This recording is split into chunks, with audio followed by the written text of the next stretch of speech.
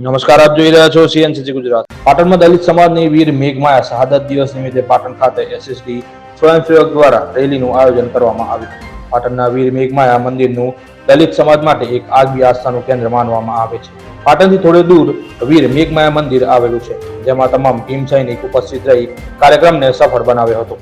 મેઘમાયાની વાત એવી છે કે જ્યારે સિદ્ધરાજ જયસિંહ રાજ કરતા ત્યારે તે સમય ગુજરાતનો સુવર્ણકાળ તરીકે ઓળખાતો. પાટણ ખાતે તેમને સહસ્લિંગ તળાવ બનાવેલું.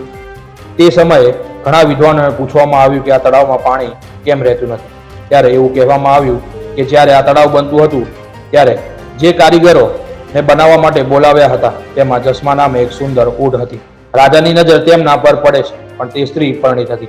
ત્યારે રાજા વિચારે છે, આના પતિને મારી નાખું તો આ સ્ત્રી મારી થાય. તો સિદ્ધરાજ જયસિંહ તેના પતિને મારી નાખ્યો, અને જ્યારે જસ્માને ખબર પડી કે મારા પતિની હત્યા કરી દેવામાં આવી છે તો તેણે પણ તેના શરીરનો ત્યાગ કરી દીધો અને શાપ આપી ગઈ કે આ તળાવમાં પાણી નહીં રહે. ત્યારે સિદ્ધરાજે કહ્યું કે જે ભૂલ થઈ તેનું સમાધાન શું?